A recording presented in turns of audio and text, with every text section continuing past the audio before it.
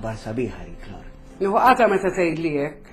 Għaliex, jiġifieri. Għax kun meta tgħidli li għandek aħbar tajba dejjem tagħtina qatajnt. Imma jekk ngħidlek illi siltek it-taraġ tal-bejt, siltek il-ħwejjeġ, inxartomlok, siltlek il-platti, xuttajtomlok, xi tgħidli ma tkunx kuntenta? Għax-xaqta. Xaqta da skemm attent. Ara dan il-platt, ara kemm ġibtu jlek. Aktar eleq il-plat milli jleq irsienek. Jiġifieri, xizit, x'għamilt ħażin jiena? Kont insolenti. Insolenti. Solenti għaliex. Insolenti għaliex. Insolenti nastajt għamil sakajn noqgħod nara t-television. Ara sew jgħidu illi pjaċir mhux mitlub, nofsu mitlub. Kompli jikteb il-kundanna tiegħek int. Kundanna? X'kundanna? Għax inti ġejt tgħidli ħsiltli, inxartli, ixxuttajtli, għamiltli pjaċir. Jien safenna fien aħna ħaġa waħda u dak li nagħmlu ħal xulxin mingħajr ma noqogħdu ngħidu x'għamlet it il-leminija lil it ix-xellugija. Ara sew jgħidu tali ma baqax apprezzament illum il-ġurnata, vera skars l-apprezzament illum. Għalhekk li ma napprezzax dak li għamilt. Fejn taf kemm apprezzajt, il-ħasta li tajt, nista' ma ninħassilx għal jumej sħaħ. Jien kun marrit ngħidu li aħna dak li nagħmlu ħalġit ta' xulxin u mingħajr daqta trombi l-għaqda tagħna bbażata fuq l-imħabba. U jiena insajjar ma noqgħodx ngħid li nsajjar, jiena nsajjar għalina tnejn u għax u dmir u gost u pjaċir tiegħi. Tafx qed ngħid Lor? Ħanara biex ħireġ issa. Qed ngħid illi għandi karriera noqgħod naħsel il-platti.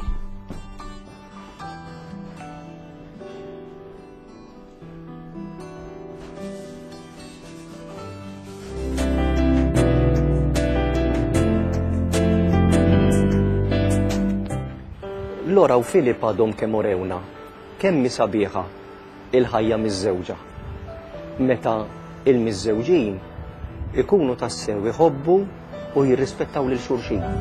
B'mod li fil-prattika jaqsmu kollox bejniethom, anki x-xogħol, għax għandhom interess f'xulxin u jixtiequ il-ġid ta' xulxin. Il-vera mħabba hi meta il-ġid tiegħek jiġi qabel il-ġid tiegħi.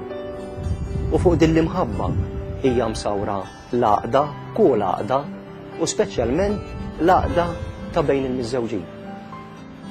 U dana meta jkun imsejjes fuq l-imħabba li għallimna Ġesu, illi imħabba li tagħti kollox u ma tistenna xejn, jagħmel iż-żwieġ sagrament.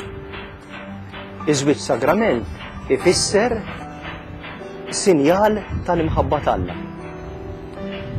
U din ir-riflessjoni fil-festa ta' Trinità Qaddisa qiegħda tassew floka. Għaliex din hija Trinità Qaddisa. It-tlet persuni fi Trinità, il-Missier u l-Iben u l-Ispirtu Santu, huma tant maqudin fl-imħabba ta' bejniethom illi ma jibqgħux tlieta, imma ħaġa waħda, Alla wieħed.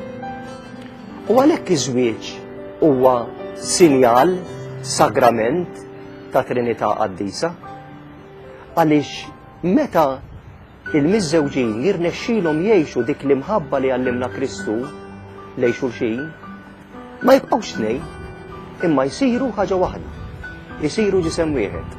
Tantu hekk illi din hija d-definizzjoni ta' żwieġ li nsibu fil-Bibja u li kwota Sidna Ġesu Kristu stess.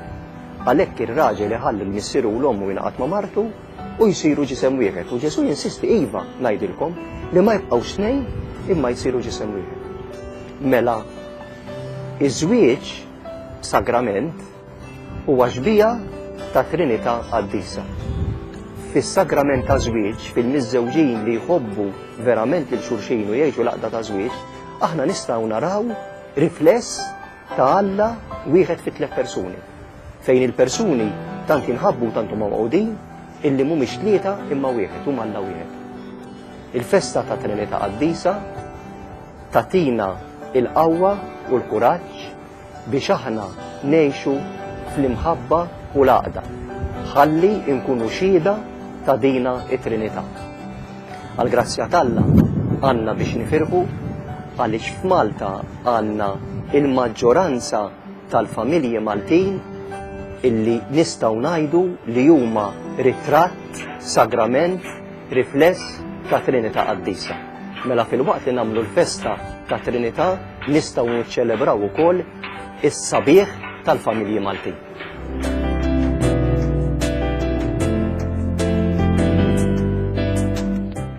Mill-Evanġelu ta' San Ġwan. Ġesu qalilhom: baqali ħafna ħwejjeġ ngħidilkom, imma lissa ma tifilħux għalihom. Meta jiġi hu l-Ispirtu tal-Verità, iwassalkom għall-verità kollha, għaliex hu ma jgħid xejn minn tiegħu, imma jgħid dak li jisma' u jħabbrilkom il-ġejjieni.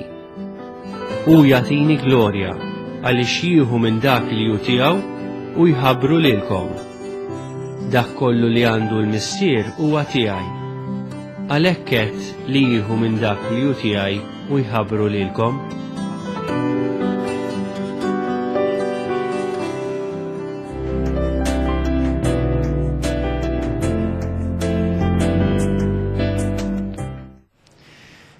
Here in Malta, you live in a society that is steeped in Christian faith and values. You should be proud that your county both defends the unborn and promotes stable family life by saying no to abortion and divorce. I urge you to maintain this courageous witness to the sanctity of life and the centrality of marriage and family life for a healthy society. In Malta and Gozo, families know how to value and care for their elderly and infirm members, and they welcome children as gifts from God. Other nations can learn from a Christian example. In the context of European society, gospel values are once again becoming countercultural, just as they were at the time of St. Paul. In this year for priests, I ask you to be open to the possibility that the Lord may be calling some of you to give yourselves totally to the service of His people in the priesthood or the consecrated life. The young people, as I take my leave of you, I want you to know that I am close to you, and I remember you and your families and friends in my prayers. Celuli is Sansach Maltin Wauchin Kola.